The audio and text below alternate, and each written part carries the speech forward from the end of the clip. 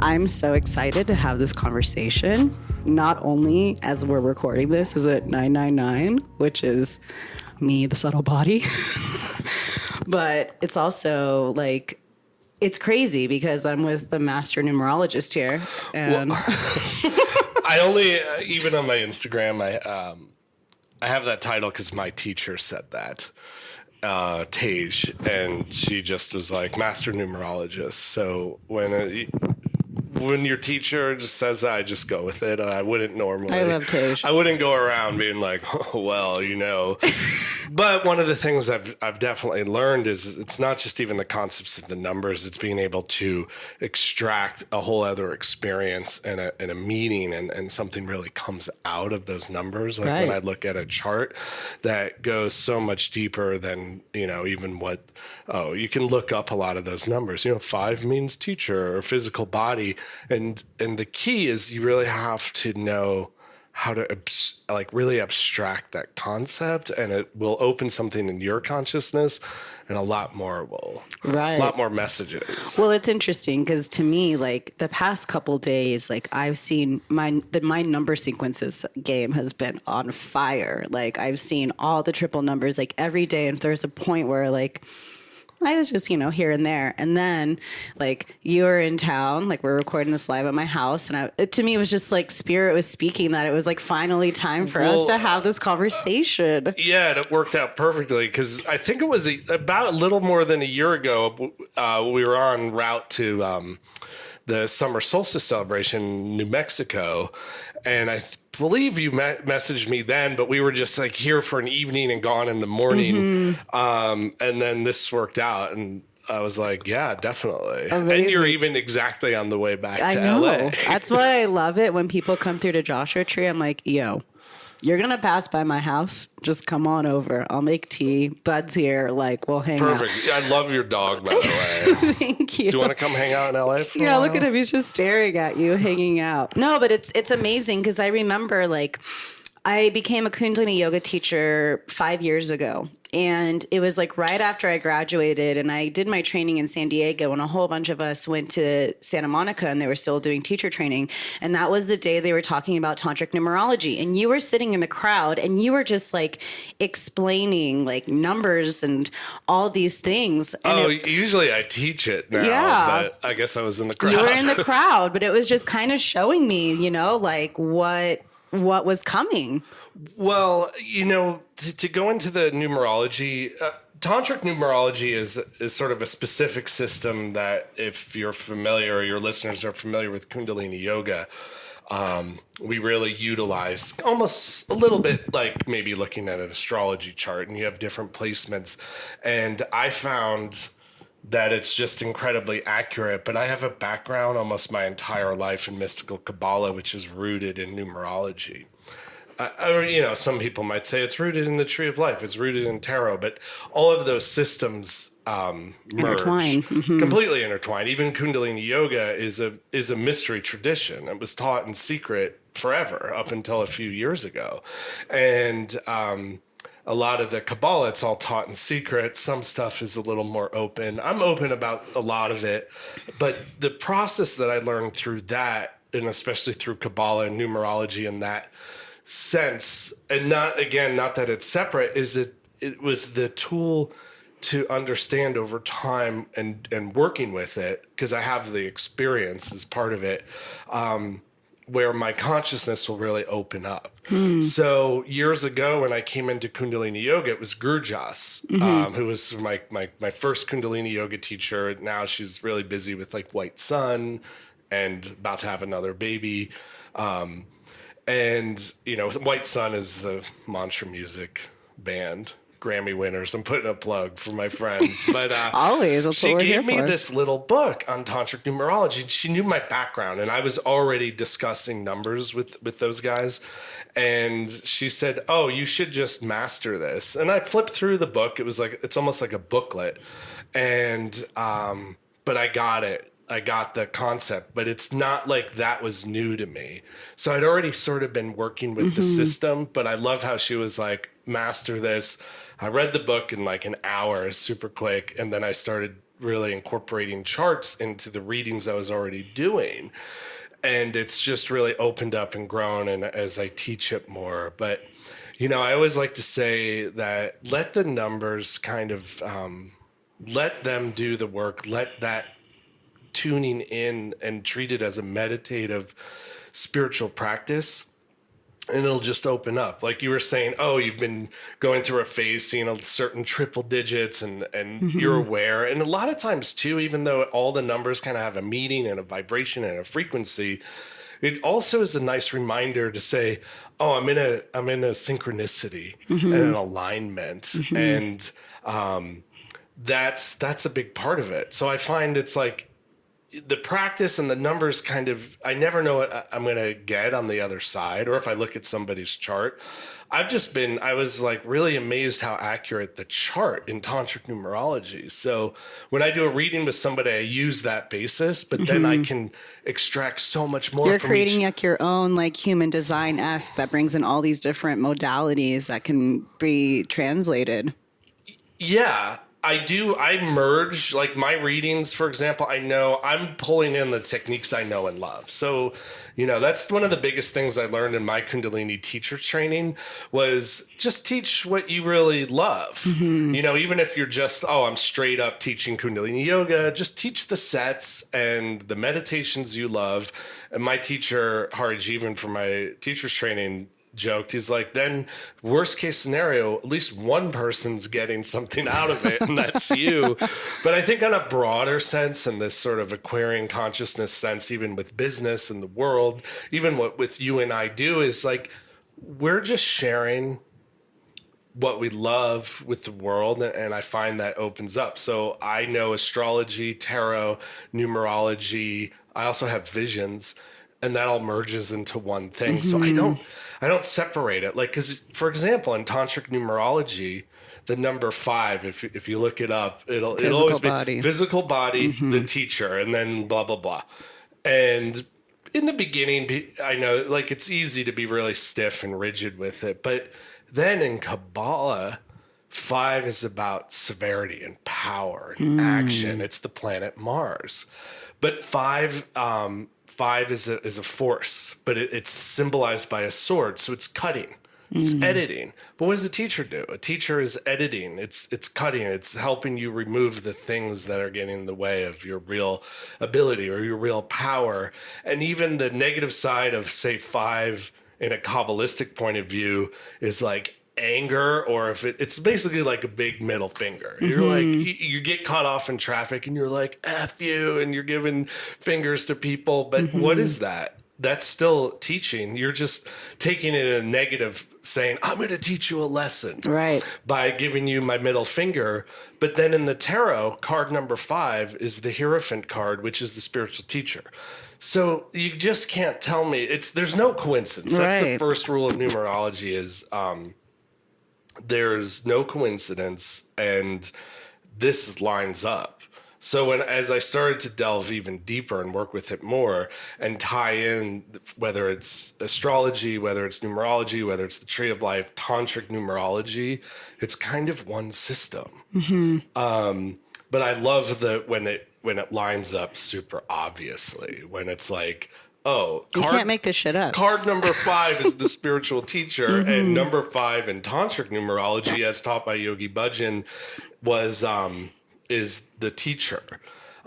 So that's like one easy example, but I mean the list goes on, but I definitely encourage people like kind of pay attention to those numbers, and if you start to look in, and I have stuff too, but like online, but you start to look into the tree of life. Start to explore tantric numerology, you'll start to decipher the story a little bit more. And believe me, I get a lot of messages. Some I'm like, I don't even know how to respond. It's like I see number 333-121-658-666-999, blah, blah, blah. And I'm like, what does it mean? I know. That's like the biggest question. Like, what does it mean? And it's a really important question because there is in a level, there's no meaning because it's a specific message for you.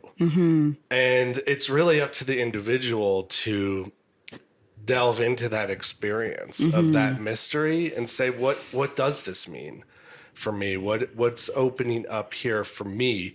I could say, oh, these numbers mean blah, blah, blah in a textbook definition, but you have to let your consciousness sort of fly with it and meditate on it, and you'll know what it means. I think that's part of the journey of like trusting yourself too, you know, and it's like so many of us like think we need some kind of outside authority to kind of tell us totally what our destiny is. Well, exactly. I mean, these tools, you know, and I see a lot of people, and some, like, it helps to have a teacher or teachers for sure. It's helpful to have people to turn to. And I trust, hey, when people are turning to me for like a session, they are willing and putting up the money because they want to get a little more clue, but I don't solve all the problems. You know, I help them open it up, and then people have to take it from there.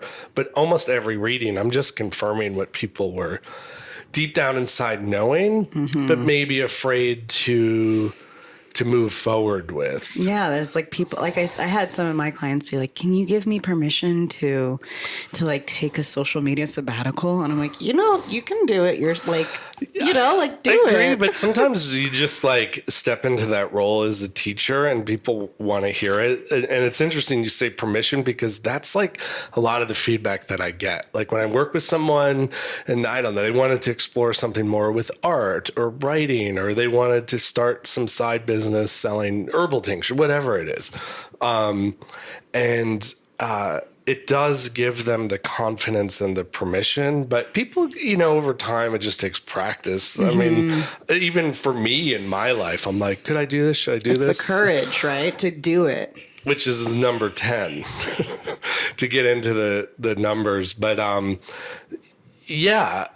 again, you know, use these tools, even tarot, everything that I use, it's not about the cards or the tarot. It's just about opening yourself up to that consciousness, that higher part of you. And as you do those practices and meditations, you just get into a zone with it. And one of my experiences too is not always like, oh, I know what I want to do and what I have to do. Yes, that's helpful. But sometimes too, just getting in the zone, I find the things you're supposed to do, stuff just starts showing up. Like sometimes let the universe provide those opportunities for you. That's, you know, again, going into the trust, though, you know, and I think so many of us are so caught up in the mental thing, and we have to learn to surrender. Well, and in our culture, I find, and this is partly my personal experience, so I haven't done like a formal survey here, but, you know, so many people want to move something forward to come into a quote unquote destiny with their life.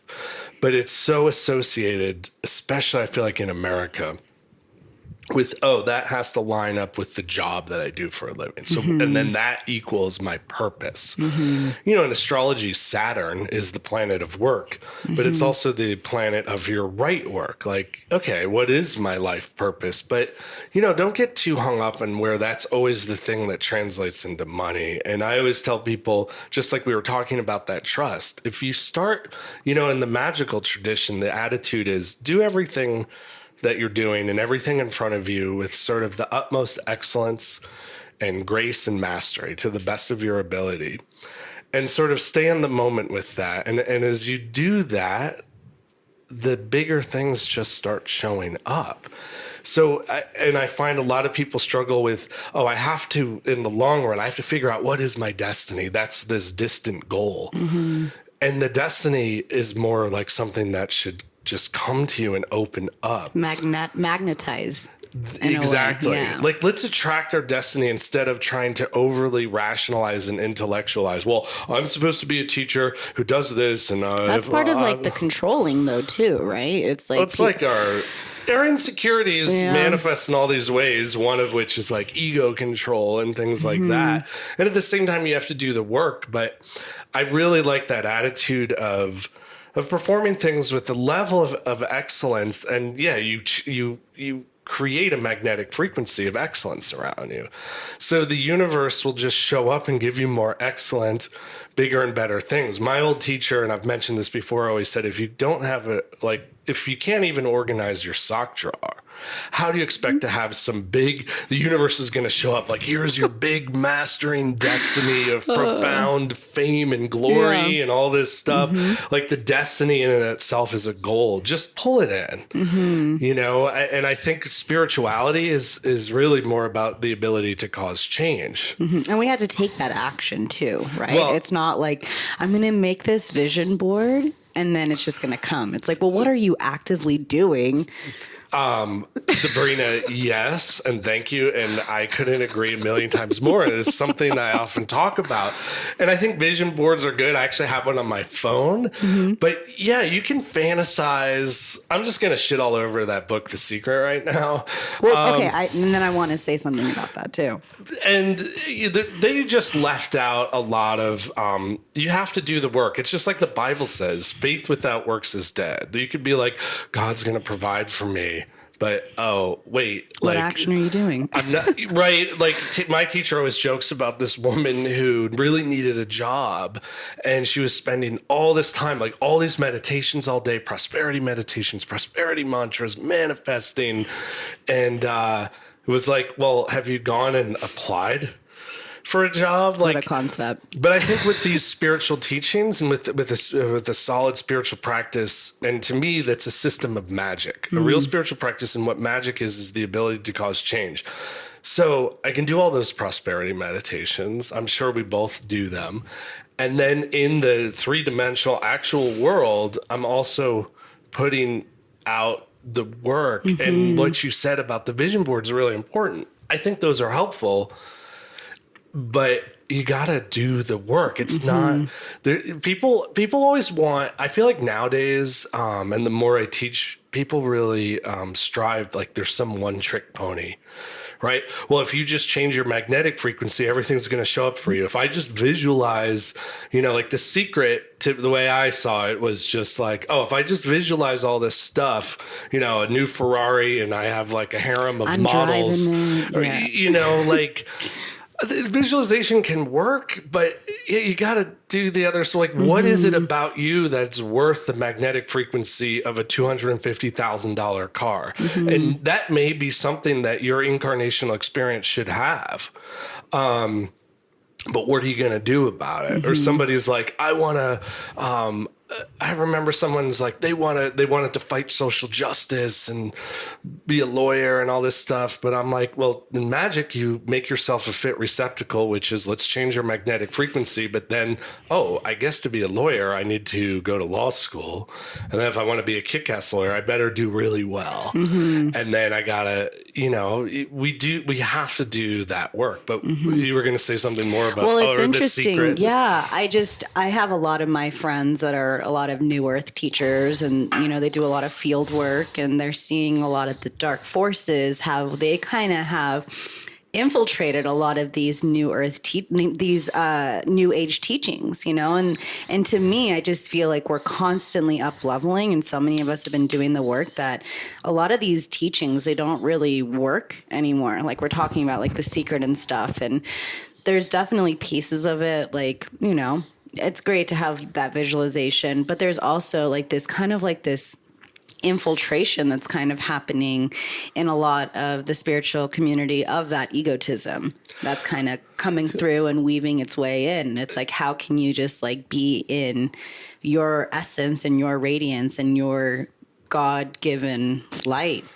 Yeah, and that's where people want all these shortcuts, you know, and I feel one of the downsides of the Aquarian age, which is this sort of idea of this new consciousness where humanity is moving forward and becoming much more aware, even though a lot of the planet hasn't caught up and they're still fighting their wars and holding on to their ego structures and blah, blah, blah, and a paradigm from, you know, the year 1420. But you know, as this spirituality opens up, like there's just always people are lazy. People now are very entitled. Like, oh, I can just Google it up, and I get all these messages about numbers, and people Google all this stuff. There's so much whack job shit out there. And there's also a message that says, oh, you don't need teachers anymore, and that's totally bullshit. If anything, we need teachers even more. It's just the old paradigm of a teacher. True teachers with a capital T. That Right. real.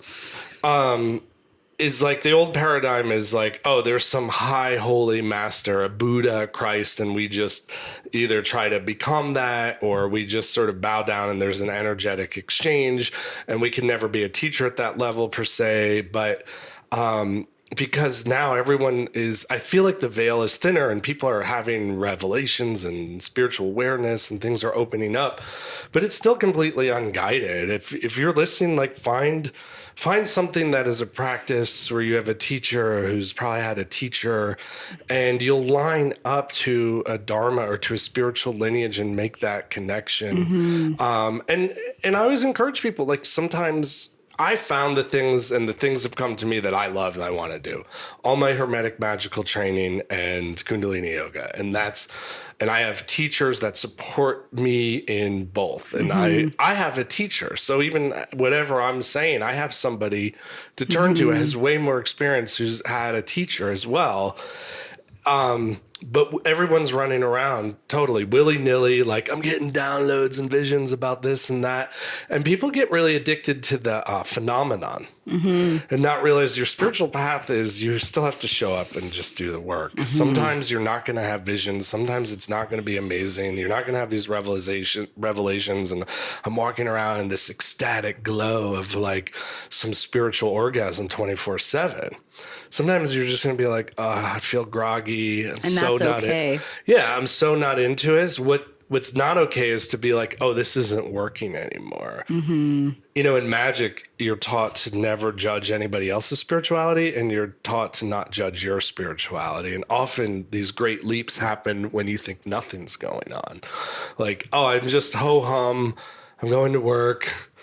I do a little meditation. Here's my life. Like, so that phenomenon, and that's a Buddhist teaching too, like don't get sidetracked by the phenomenon. There are like clouds that part and open up. Sometimes the sun comes out, sometimes it doesn't.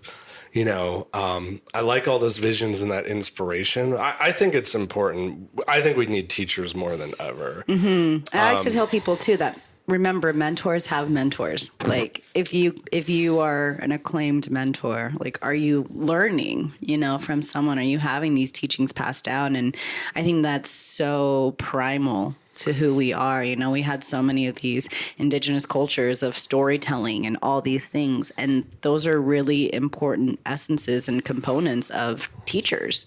Yeah. And that energy just sort of gets handed down. You know, the more I teach, and okay, so I kind of have 3 teachers, which is interesting to me in Kundalini and with my teacher's training. But my Tej is like the person I'm closest with, but I live in a world of teachers and we're all kind of guiding each other.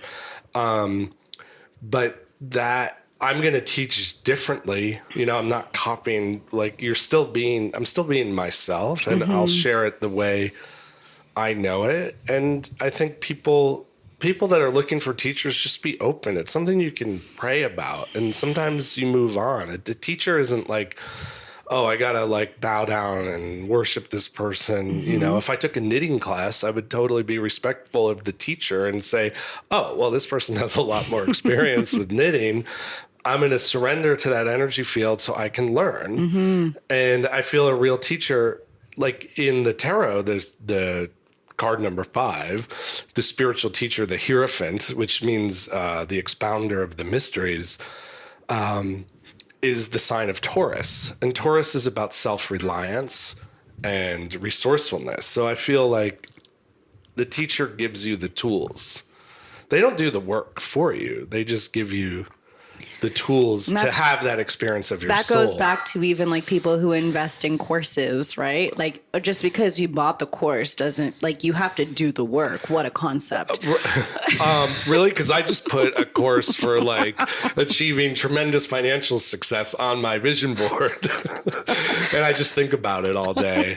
Yeah. And I love that example, Sabrina, because it's like, yeah, sometimes it's just a course, maybe something in wellness or breathing or finance or whatever. You got to just do the work. And that's Saturn. That's the lessons of Saturn. But I think that there's also a shift in consciousness now where people are realizing, okay, there's a stigma that work in itself always equals hard work, brutal toiling, the hardship of my soul. To It's like, a condition of an idea. to whether it is, to make money, to have spiritual growth. And I think if you just are like, oh, I'm really into this, I love doing it, I'm going to show up and just do it because I want to improve. And, sometimes I don't even make changes until it's like getting to a point where I'm like, I need to make a change now. And I could like get down on myself and be like, oh, I knew this. I should have like been way ahead of the game and maneuvered these energy fields or these negative thought forms, until like, not like I'm hitting these bottoms in my life or something, but where, it's like... like I said, I like the arrow to be pulled back before it can be shot. Well, it's like forward. running out of money and then being like, oh shit, now I got to pay rent or my mortgage next week. What am I going to do? And then all of a sudden you're hustling, those are patterns I've definitely broke. I'm like always sort of ahead of the game on so many things, but but the hustle can also be a flow. It's like that's the thing that we have to understand too. Like in that alignment, when we are alignment, like we can just slay it and crush it too. Like I think there has to be that reframe of what hustle is, because sometimes you can just be crushing it and slaying it and you're in that flow. So I think there's a lot with language that we have to also really understand and create like our own definition for these terms. Yeah, that's really important too. And hustle for a lot of people implies this constant struggle, right? Like I'm always just like living whatever, paycheck to paycheck, that kind of thing. I guess in my consciousness, I always think of it as like a flow. And, at the same time, it's good to be logical, prepare a little ahead. I like Yogi Bhajan's teaching, like just be triple prepared. So in this way you have like sort of, whether it's 3 plans, whether it's something as simple as I'm going to be traveling to other countries. Let me make sure that I have 3 different, like a bank card, a couple of different credit cards, all backed up. Like I'll do something like that and I'll just leave one in my suitcase in my hotel or hidden. And I always take it out because the last thing I need to do is should something happen. And then I'm like, oh, all my cards that I need to use that happen to maneuver. That was me in the past. Believe me, I've learned the hard way to be more prepared. And it was like Kundalini yoga business mentality. I was like, just be a little prepared, like be a little prepared. Like if you didn't have like a good month, like a little savings or whatever, not like neurotic and weird, but yeah, I like the old me was so just fly by the seat of my pants. I always figure it out. But when I look back and I'm like, how did I go on these trips with like a few $100s in the bank, knowing I'd show up, there'd be more money. Like how did I even maneuver? Like if there was one little error, a flight delayed and I had to rent a hotel room or something. But that's been a lot of my change. But that's where you can be the teacher, where you can teach people like, hey, wake up, don't do that shit. Exactly. And it's just a process. I mean, one of the things that I love is that like each of us, like you have your things and I could look at your numerology and your astrology and it pulls a lot out and you have the things for you to work on and the things for you to grow.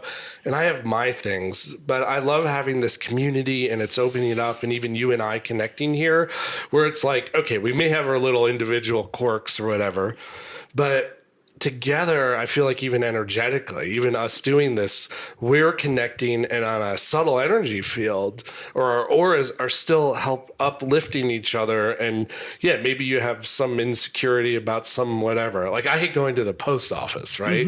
Mailing a package is like the most daunting adulting skills of all time. And then sometimes I'm like, okay, yeah, I have to, and that's like a little jokey thing, but like, okay.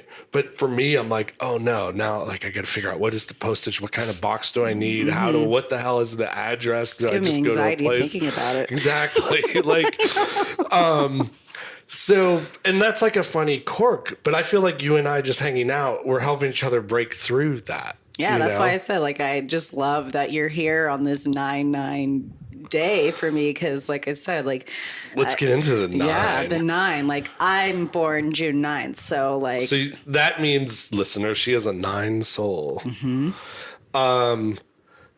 Well, and Sabrina mentioned earlier, 9 is subtlety, subtle body. 9's a very sophisticated number.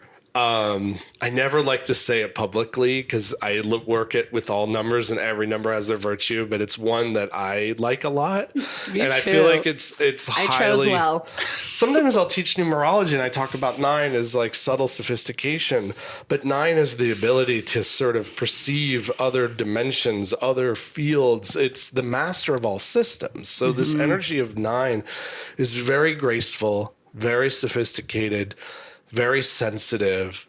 And so today is going to be like an extra sophisticated, extra sensitive day. You know, 9 can be very psychic. And it's the ability to like, oh, I just heard a car door slam a mile away. Sure. What's the negative spectrum of that? I'm so sensitive to everything that I'm a complete neurotic mess and the music's too loud. The vibe in here sucks and everything feels like like nails on a chalkboard. That's what definitely happened to me after I was struck by lightning. Like, my subtle energy was so sensitive, because my nervous system got shot. I remember I was with Suk Dev, and she was like, "Oh, it's your nervous system," and I'm like, "Of course." Like, I couldn't be in crowds. Like, everything was just like on the subtle level. I could feel it all, and it took time to me to strengthen that and to heal that. And that was part of something I really needed to master within my own self, of my soul. Was like, yeah, those are powerful lessons of you have a 9 soul. It's really jack up your nervous system. I'm still fascinated by getting that you got struck by lightning, because from a hermetic magical point of view, lightnings and rainbows and the dew, morning dew, are considered direct, exact physical manifestations of God and a very high vibration. And then it's also the Tower card and the tarot. oh, let me tell you, that was years of Tower.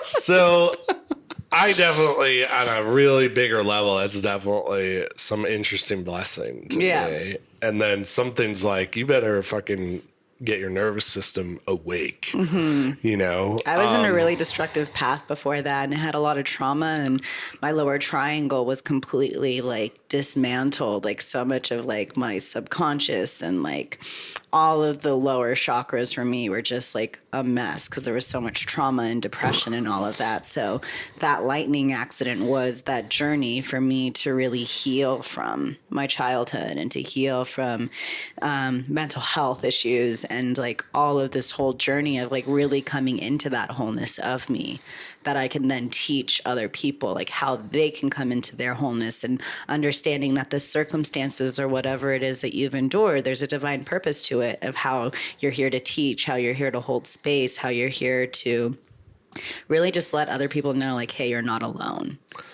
Right. I want to add one thing too with the Tree of Life and lightning. Is the symbol of the Tree of Life, and if you look up like Qabalah Tree of Life, if you Google just Tree of Life, you'll see like lots of pretty trees and Celtic images and Nordic things, all these different traditions. But I'm talking about Tree of Life in Qabalah, and I come from a tradition where we spell Qabalah with a Q. And it sort of just signifies a certain lineage, Qabalah. But the symbol of the Tree of Life, which is this magical glyph that sort of categorizes a lot of the universe, the symbol of the manifestation of God coming down the tree is the lightning flash, and then the spiritual aspirant working their way up through their spiritual attainment is the serpent. So with Kundalini Yoga, you're raising and tapping into that serpent. And so for you, you just had that extra blessing. And I'm also born in Chinese numerology and Chinese astrology, the year of the snake.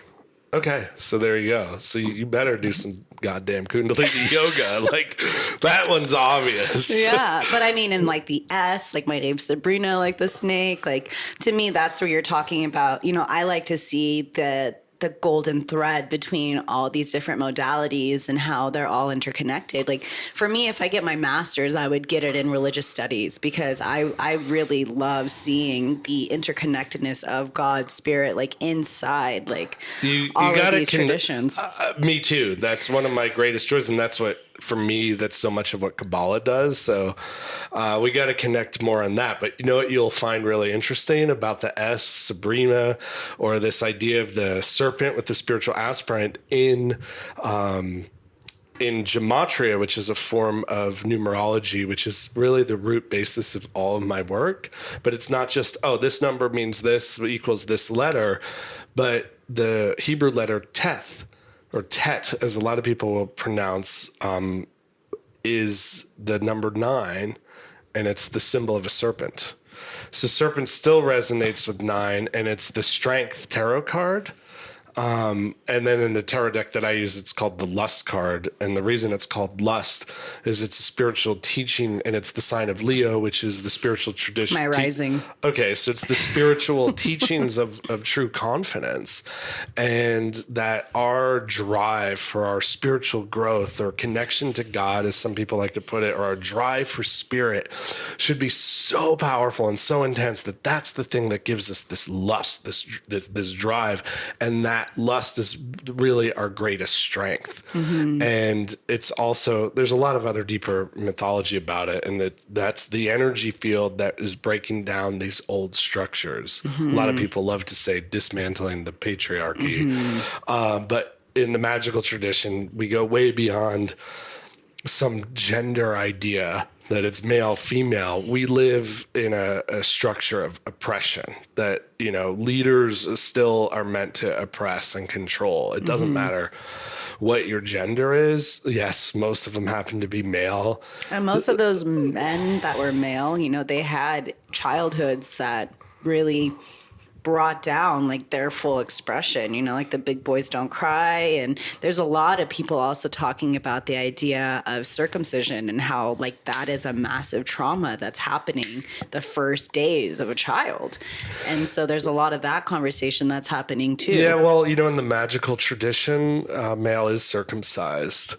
And one of the main reasons for that is because the women have menstrual cycles, and they have to live a good part of their life with that work and that sacrifice. So the male, that was like, there's actually a practice in sacrifice, because interesting, to sort of honor what a woman has to go through. So I don't see it that bad. People want to get all worked up about it, whatever. But you also, on some level, have to respect spiritual traditions. I don't know. I mean, I'll just get like, I actually had to get circumcised, but it was for medical reasons, not for any spiritual reasons. I don't know. And I was like at an older age. I'm not fucking lying in bed at night like, oh my God, like, I can't believe this happened to me. I'm totally triggered by everybody. Like but within that tradition, it's really about honoring the fact that were born with the sacrifice to have menstrual cycles and to give birth and to experience some level of discomfort and but pain. See, this is why I love having teachers where you can share this, and then you can take your own, like, go within and see how that's resonating with you in that way too. You know, it's like, this is why we have to have teachers of different knowledge to share these things. And it's like, we're always learning from all these other people's perspectives or their viewpoints, but it's like, what reigns true within you? Yeah. And you trust you're going to kind of like find, where you're supposed to be. I'm not on a bandwagon about circumcision or not. Like, and I certainly think things like females are like, to me, that I think that's pretty fucked. But within the context of a tradition that I essentially grew up in from being as a teenager, I'm fine. I'd accept that. I don't have a kid. If I have a child, I'll decide when I get there. I know a lot of Sikhs and they don't touch a hair on their body. But I know Buddhists like shave their head every day. Some traditions you have to cover your head. And the magical tradition, things like hair and things like that are seen as a method of self-expression with divinity. And we sort of they're like antennas. That's definitely a Kundalini teaching, but we also have the ability to sort of do what we want with it. You have a nose ring. I'm like, oh my God, body mutilation. Yeah. I think it looks cool. I like it. Some traditions use it. I actually got one when I was a teenager, like in the 80s. I'm that old, but they didn't do it right. It wasn't like a thing. And then I was like a guy. They weren't thinking about it, and they just used like a gun. Oh God! And like for your ears. It never healed. And then forever, like it took me finally after like 2 months where I didn't see it anymore, and I thought it looked really cool. And like nobody was really doing it then, like guys, at least where I lived in like Connecticut.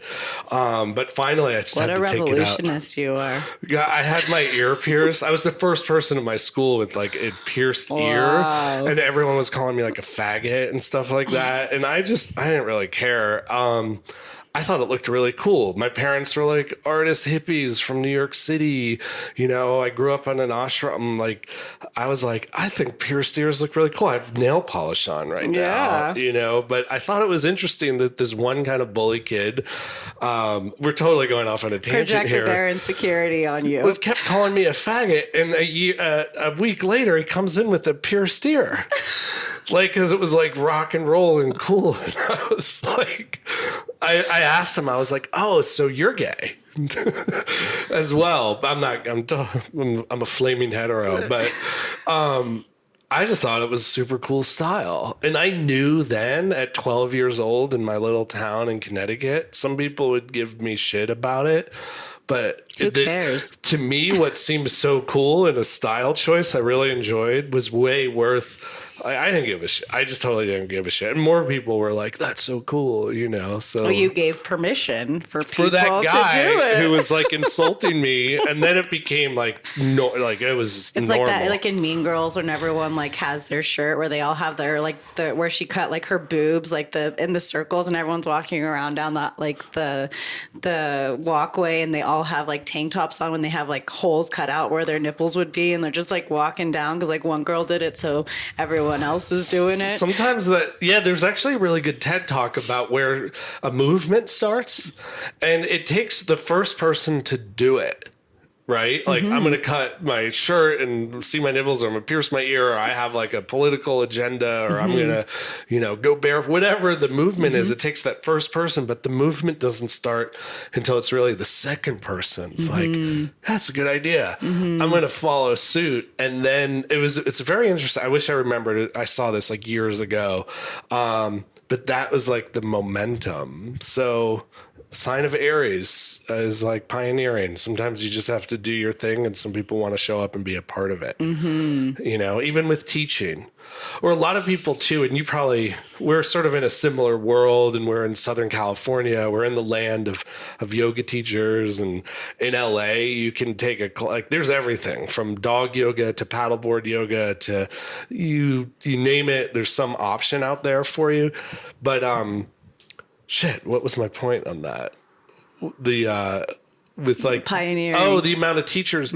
Yeah, being pioneering. It's like kind of back to what we were talking about. It's like, hey, for those people that want to start teaching more or get discouraged, like, well, 3 people only showed up. Like, don't even worry about it. Like, just keep remember why you're doing it. And following what you love. All you got to do is share what you love. I'm like, I've been really lucky and grateful, and I never thought being like a teacher as a job was even an option, and it's literally all I do. But I mean, in like my readings, but that's like teaching. And, but I teach the same class. Like, I'll teach a yoga class, and sometimes, I'll get like, it's packed. And then sometimes there's 6 people there because it's like a 4 class and I'm subbing. I'm teaching the same class. Like I'm not. You have Creas you like, know. and there's things that resonate with you and what you're known for as well. And it's like, I don't care if there's like 3 people decide to show up because whatever the reason is, I'm still going to get into it. I'm still going to do it. And as opposed, if there's 100 people there because I'm giving a bigger talk or something like that. And what you said too about magnetic frequency is I just enjoy it so much that I feel like I've shifted a lot of my frequency. So it's like, I love the fact that what I do is stuff that I would do for free, and it's the thing that I could sort of charge the most for. And that's that frequency. Bud's appreciating you. He's giving you a bath right now. I love this dog, by the way. Those of you listening, this is like the sweetest little healer friendly dog with like the most piercing, cool blue eyes. Thanks. I feel lucky we found each other. And Bud's like, okay, so now I want to talk about what's coming up, because this is what's interesting. Like, these are the last months of this decade. And this decade was a doozy. Like, we got into 2012. Like, we've had like all of... When you got struck by lightning. Yeah. Oh, I want to say one thing. Yeah. Remember like 2012, like 12, 21, 2012. The it end was of like, the world. exactly. Yeah. And there was a part of me that, that was, for me, the 2012 was a year of huge transformation for me as well. And that's where you're talking about lower chakra things. That's where I really transformed a lot of that and let go of a lot of my personal issues. And I came out of a really dark depression. But in 2012, this is going to sound bad, but there was some part of me that was like, oh, I woke up. I'm like, oh, the world didn't end. Like, okay, time to get to work. But there was a high energy. Thank you too. I wasn't even thinking in terms that it's like an end of a decade. Like, I mean, I know that, like, but I haven't been going deep to sort of contemplate. So continue with that. Yeah. So we're at this end of this decade, and I just feel like it's been so much of the work coming into 2020 crystal vision, which is 2020 is 4, which is the neutral mind, where there is this balance in a way too. So I'm really interested to hear what you're feeling as we're like coming up to this momentum of 2020. It's funny. Just yesterday, my partner Gina and I was saying, I want to start dropping a few more hints about the 4 year, which is 2020. What I do want to say is the number 20, though, in of itself, is represented by the palm of your hand. And it's the fortune card in tarot. And the palm is where we receive a lot. So it's definitely an opportunity to receive. Which is why we've had to go through all this shit, because we've had to clear out the way to be able to be in that receptivity. And I've been doing this prosperity practice I have this prosperity family, but mostly I was just trying to get a collective where we're working on some prosperity practice together. And it was let go to grow. So this is a good time right now. And it's still Virgo energy. Like, just clear it out, clean up, empty out that junk drawer, empty out those. I got rid of underwear. I was like, I feel like I had this since like high school. I mean, I'm exaggerating a little bit, but I was like throwing out all this stuff. But this is going to be tremendous receptivity. But then if we add, so 20 is the palm of our hand, and our palms are our destinies too. So this is going to be an energy field of coming into your destiny. And then let's go a little deeper. Well, how do we do that? 2 and 2 is 4. 4 is cup of prayer. It's the heart.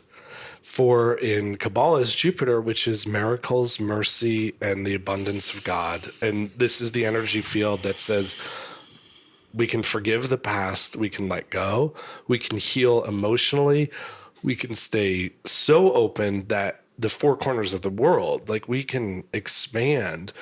But the shift in energy is about love, about true compassion. So I think on a deeper level, it's going to be a healing for the world. But, excuse me, for us as individuals, this is going to be a key time to say, let me forgive and let go of the past, whether it's other people, whether it's I'm so hard on myself because I could have, would have, should have, and I didn't do it. Let me come into true compassion, which is, can I just 1,000% accept exactly how and where I'm at.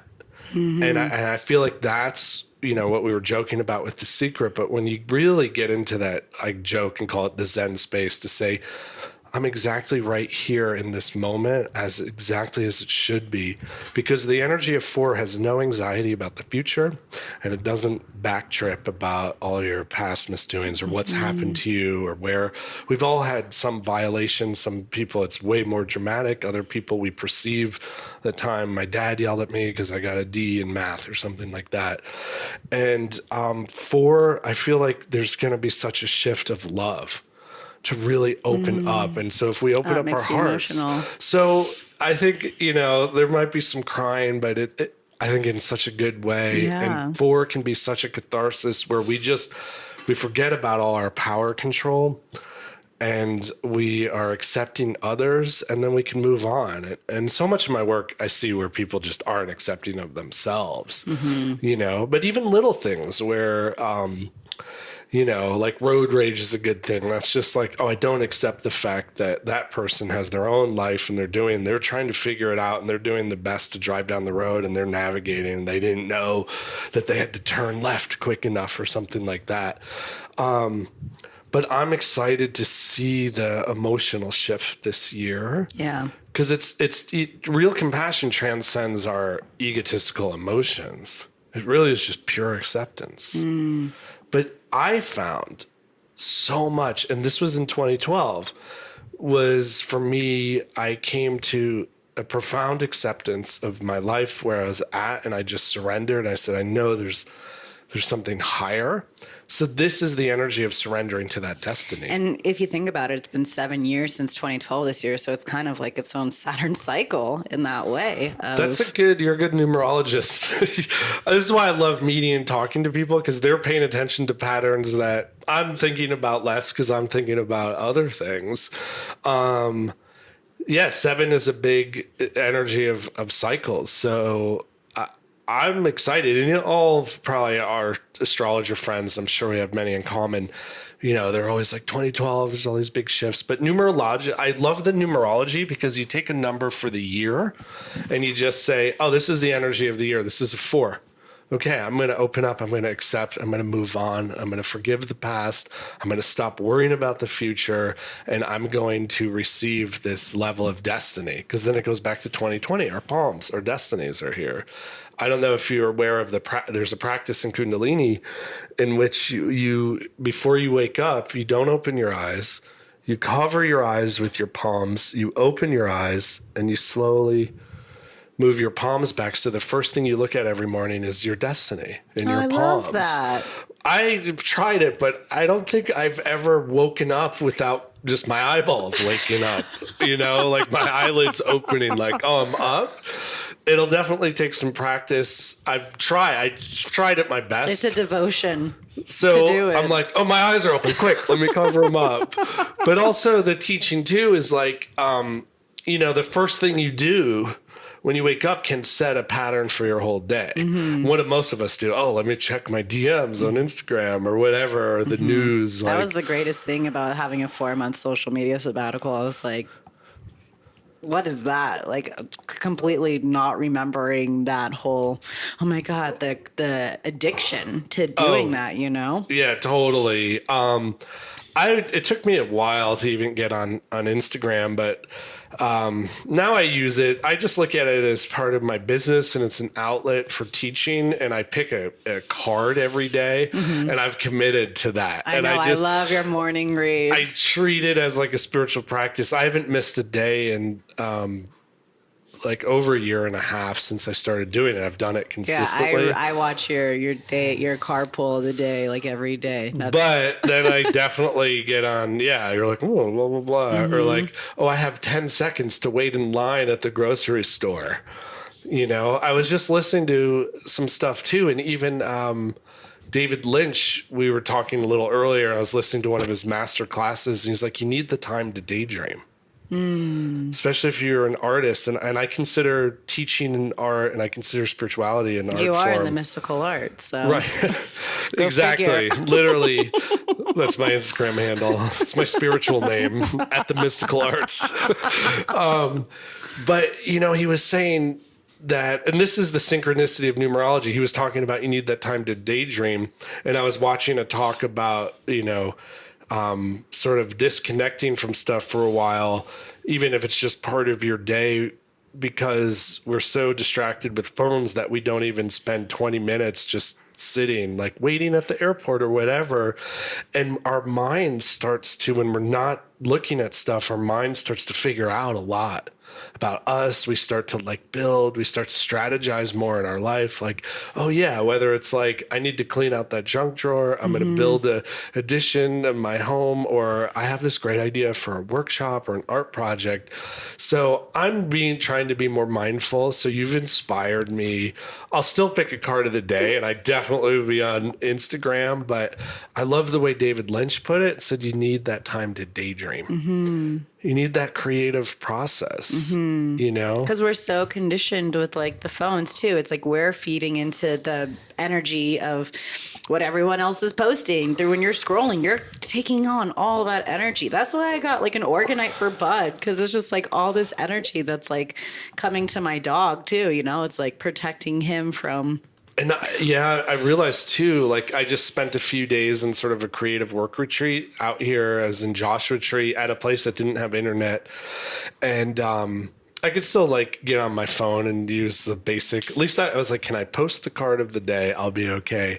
But I could feel a difference because I live in LA, right? In like West Hollywood. There's always noise. There's always a frequency. There's always something. There's always a neighbor. And I was just like, oh, I definitely need more of this. It was very healing, and I couldn't believe how much in a very quick time I laid out. I got done for like workshops, stuff in the future. I already started contemplating more in the 4-year, which I'm glad you're asking about. It was like a non-negotiable for me to ask you, because I was like, okay, like we're like in what, 4 months until this 2020. Yeah, it's coming up. It's good to be prepared because these numbers have a cycle, and then we're still in the 3-year, and 3 is a powerhouse number. It's a number of building. It's a number of action. It's an authority number. It's a boss. So still like keep building, go for it for the rest of the energy of this year, and know that in 2020, you can take a little breather. Doesn't mean, just be a lazy putz, but take a little breather, and everything you've built, allow it to come. That's the integration though, right? Because that's what we're so conditioned as a society, the go, go, go, which is the masculine energy. But that's why after we do these Creos, you take that deep inhale, you exhale, and then you sit and you allow yourself to integrate what you just did. And I think we need to bring more of that feminine integration into our routines. 1,000%. Because it just has to solidify, and it has to gel. And then it gels, and then we go back and we take the action. And that's the thing. I see all these sort of systems or ideas, or there's like people on the internet like, go, go, go, you should be doing go. And we should always be growing. But this, like, back to the one trick pony, people are like, well, do I receive it or do I go do it? It's like, it's both. It's, you know, Qabalah there's the pillar of severity, which is all about action. There's the pillar of mercy, which is receptivity. And then there's the middle pillar, in which we've combined both of those energies and created quote unquote masculine and feminine. And we create a third homogeneous substance that didn't quite exist. And now we become a frequency of action and receptivity all at once, but it sort of transcends that. But it's like 3, I keep telling people to build it, they will come, like build. So let's just take a simple analogy. Like, I started a business, let's just say brick and mortar. I opened up an organic, gluten-free donut shop, right? So the 3 years, like I strategized, I built it, I got it.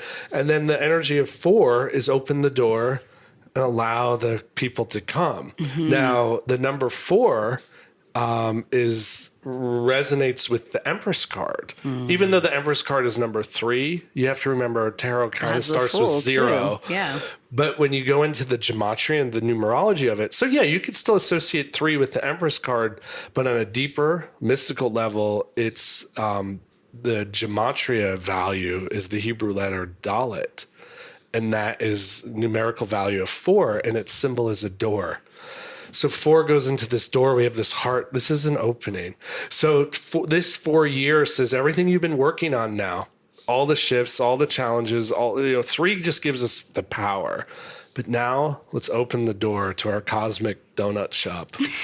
They're totally carb free and, Yeah, they're $12 a donut. Right, at Erewhon in LA. This is $40 actually, but they have chaga in them.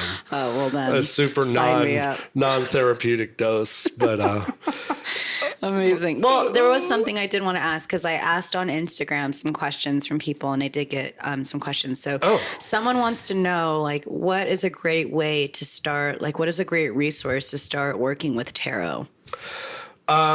Great question. This is what a great place to start is first, get a deck. And I use the Thoth deck.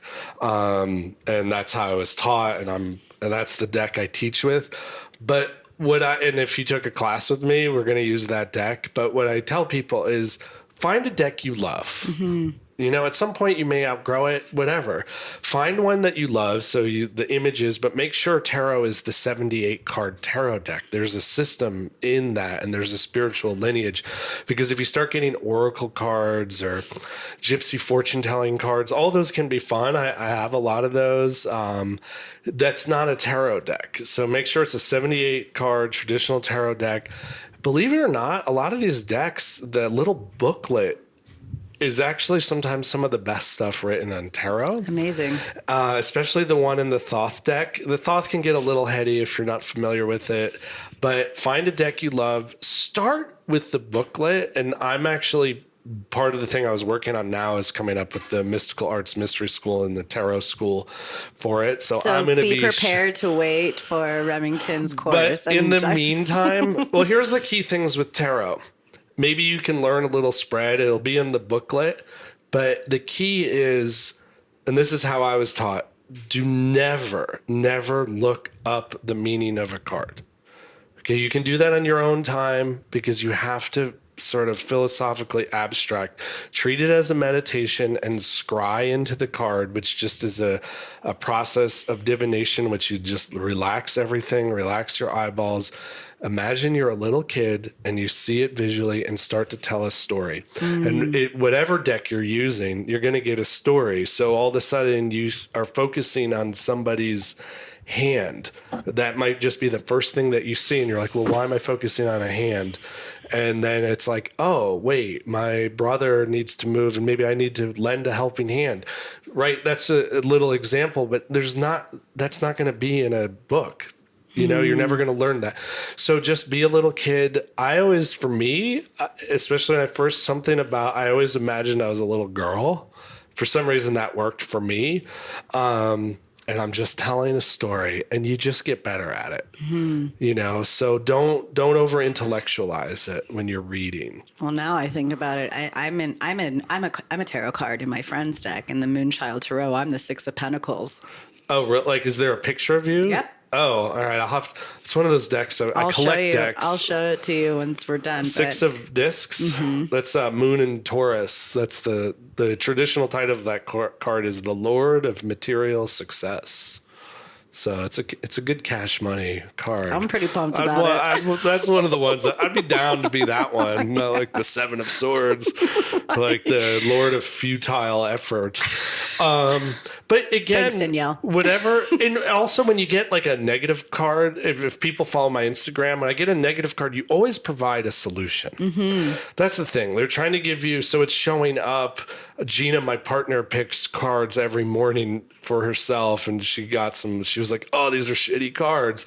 And I was like, don't think of any card as shitty. It's good that those quote unquote negative cards come up because it's just saying, hey, maybe you're tripping out on this thing in your head. Cállate. Yeah, that isn't careful. And it was a bunch of negative sword cards, and she translated it really well because she was like, oh, that's my Vata imbalance. And Vata in Ayurvedic is too much mind neuroses. I'm tripping out about everything, right?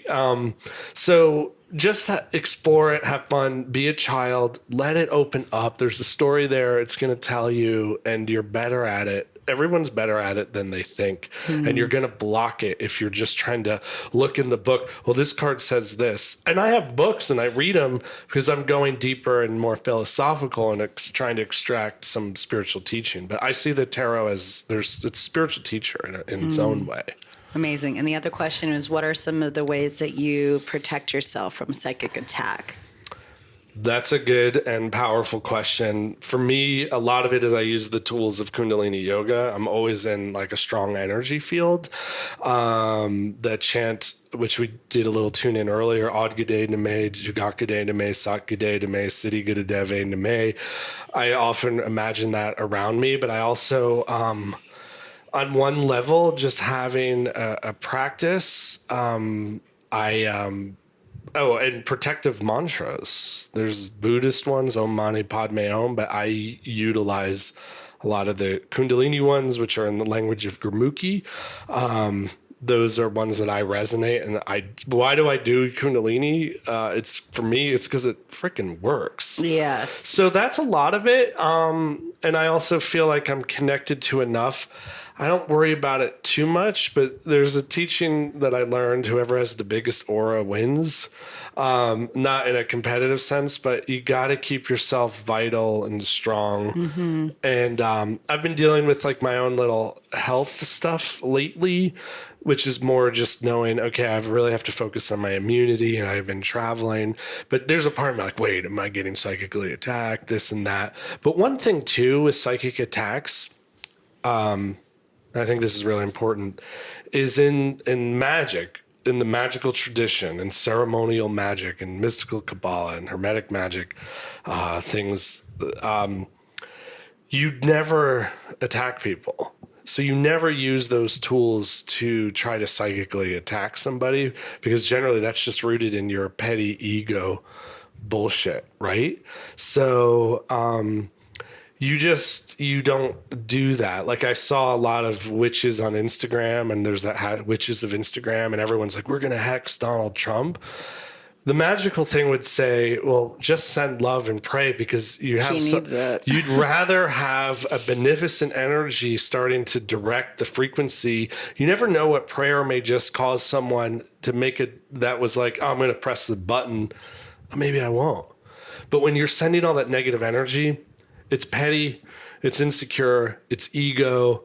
And so we set up the energies to sort of naturally combat that, because we don't play on that playing field. Higher frequency is going to always win. My teacher, and I was taught in secret for so many years. Now, I'm not condoning this, and he wasn't saying go do this, but he was like, if you really had a problem with someone and you're like, I'm going to psychically attack them, energetically, you're better off freaking throwing a brick through their window, or like slashing their tire, because the karmic resonance of doing something in the physical realm is going to be way less than trying to psychically attack. So people that are psychically attacking people know in the end it's only going to short circuit them, and it will sabotage them. So if you're like a witch going, I'm going to put a hex, the patriarchy kind of thing. You're just creating more conflict, more resentment, and you're creating more problems for yourself. You might as well bless the patriarchy, because you might as well have it. It's always, we send this beneficent energy, let it sort itself out. It reminds me of Matt Kahn. He was talking once about like when, if someone pisses you off, instead of being like, fuck you, be like, bless you, Yeah, like, I'm a fuck you person. I will say I have a very Mars dominant astrology. So I'm going to say, but I'm not going around hexing people. And I have mantras, that I use. Like I've been like with this health stuff, like I'm kind of upping on some of that, like, or going even more full force. But sound current's powerful. Our words are powerful. They call it spelling, right? Exactly. And also in numerology, 11 is the number of sound current. And, which is a higher dimension. Exactly. And it's also their sound current that we don't hear. So it's like our vibrational frequency. And I think probably everybody listening, and I think Sabrina and both of us, I mean, we've definitely had this experience where we've said negative things and created those situations. So the good news is that means you have the power to create situations. So It's like it's a vision board that with your with your mouth. mouth. A vocal vision board. So all that stuff, positive affirmations. So instead of complaining, compliment. We all go down. I bitch about stuff. I'm an 11 path, so I know I have to be extra careful. And so it's not like sometimes it's fake it till you make it, but I want people to know they can manifest a lot with their words, and know if you're manifesting bad shit with your words, you just have to look at that as a blessing, saying, oh, it works, but I'm going to now say good stuff. Like I make X amount a year and I have like the most, beautiful, amazing partner that, we're crazy about each other and it's a harmonious relationship. Like if you're single, like say it in terms of what, like as if you have taking action, and then take action. Yes. Like if people, this is like a big thing in my work is people want to partner. I really like the magical teaching.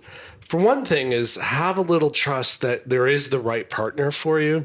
The universe is dying to line that up. And when your frequency is ready, it doesn't matter. You could be, in the middle of like a country in the desert, which we are in now, that you've never been to. And somehow you're going to just run into that person because your frequency is ready.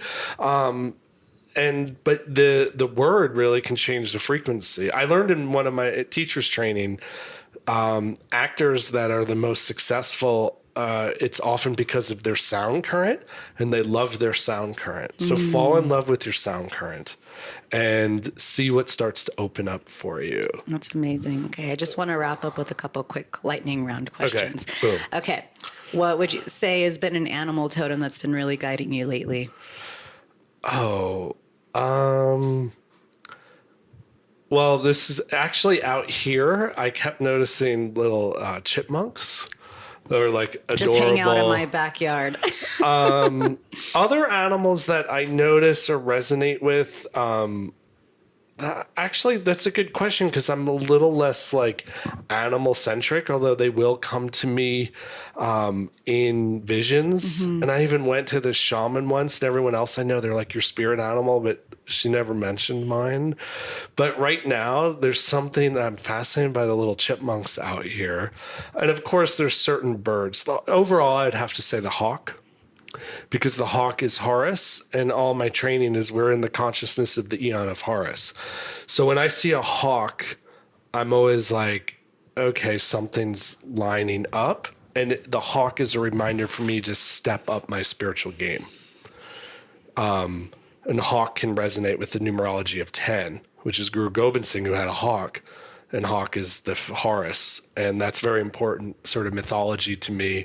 And then the rest of my numerology is a lot of 10s. So I see the hawk, and the hawk's like, It's definitely my totem. Step into your nobility.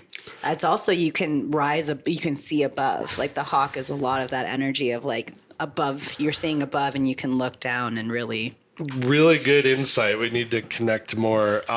See that what Sabrina is just saying, that's numerology in action. It's not the number of the hawk. It's like, well, what is this concept? What's it showing? Oh, it's above. This is where your consciousness opens up. So you're doing Qabalah in that exercise. I actually have this falcon necklace. So yeah.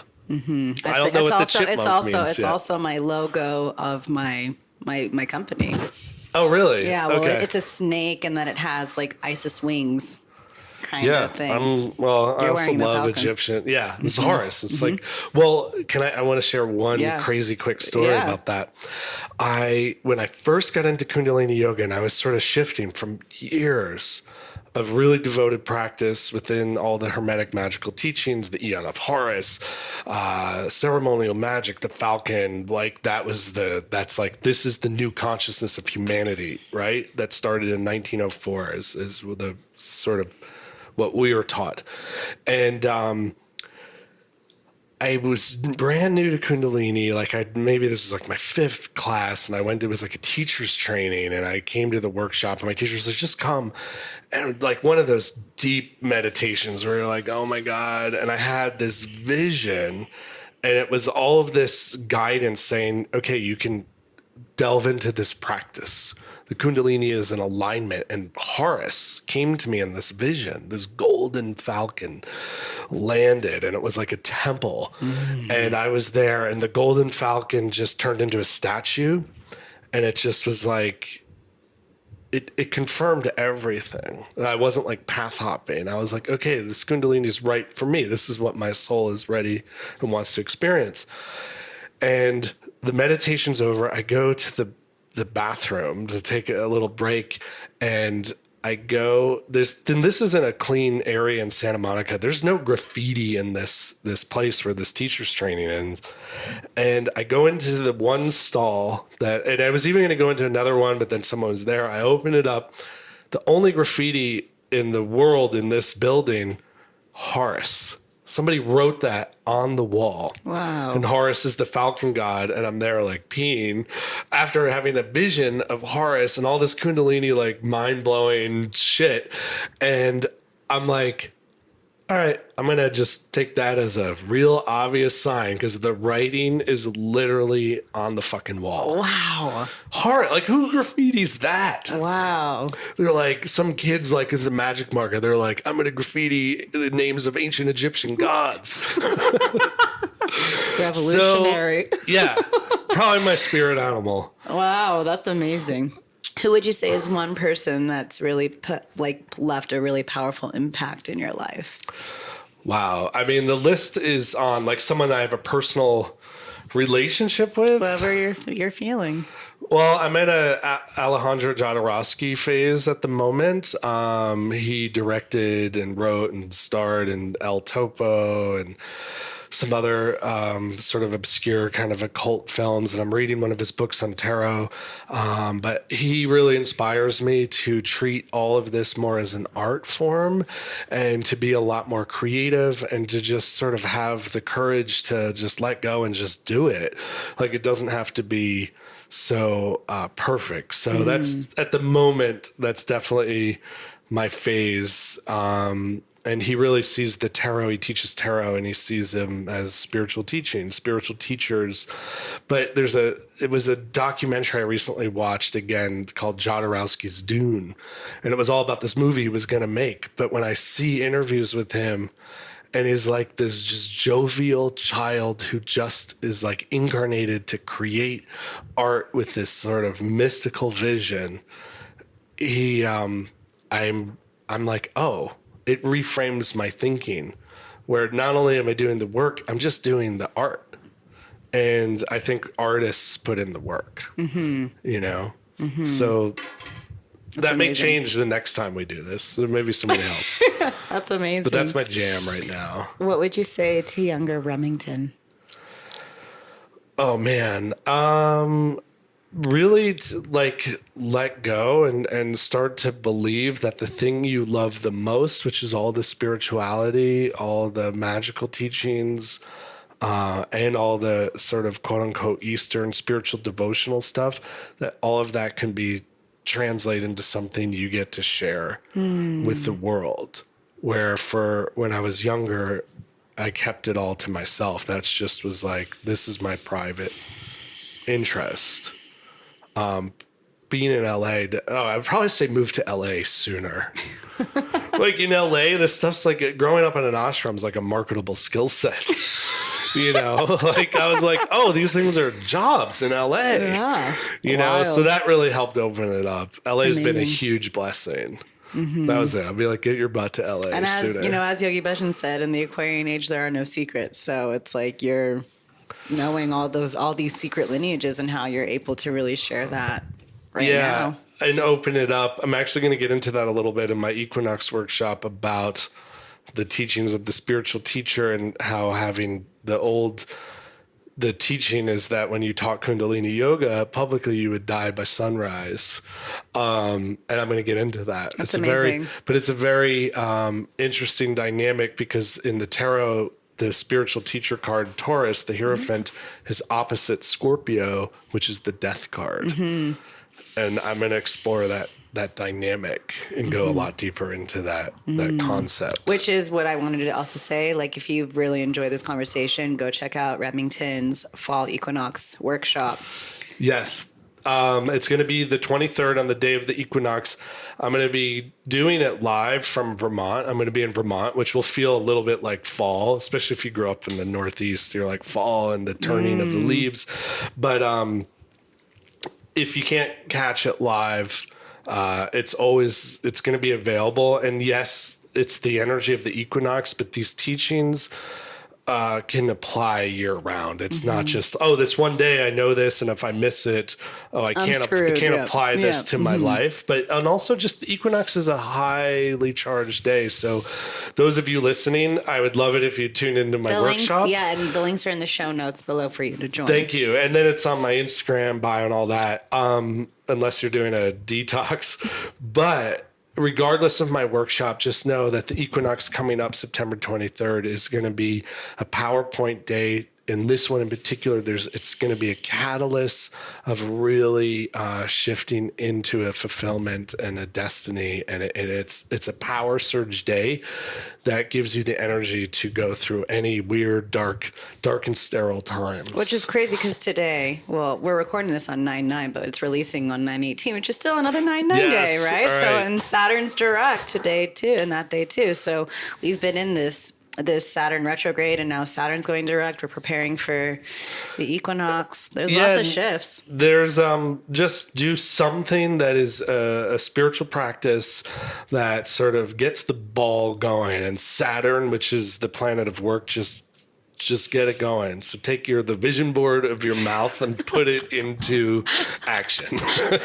Amazing. And if there's anything else, and you can also check out on his Instagram, The Mystical Arts. Yes. And you can get all of his links there. And my website and all that jazz. And find Sabrina, you'll find me. Yes. Now find me, you'll find Sabrina. Yes. And then the last thing is, if there's anything else that's coming up, like some little nugget of wisdom that you want to share as we wrap up this conversation, which I've been so excited about. I know. We always go over on these things because we start talking. Really, that's a lot of it. Trust, because I've been getting a lot of people like, I'm going through this shit and blah, blah, blah. And things are opening, things are shifting, things are changing, and have that courage and have that love. And there's a certain relaxation, and we're shifting into so much prosperity and openings and miracles right now. So trust. I like that saying. I don't believe in miracles. I rely on them. Yes. Well, thank you right. so much for coming. Thanks. So glad. I'm glad this worked out. Yeah. Sabrina. Thank you for coming to my house and having this conversation. And I knew it would come at the right time. And like I said, this 999 portal, to master, you have to teach, and that's what you do. So. Yes. And 9 is the number of mastery. So, with that, you guys are amazing, and let's all be in touch. Satnam. Yes. Thank you, Satnam. Thank you, everyone.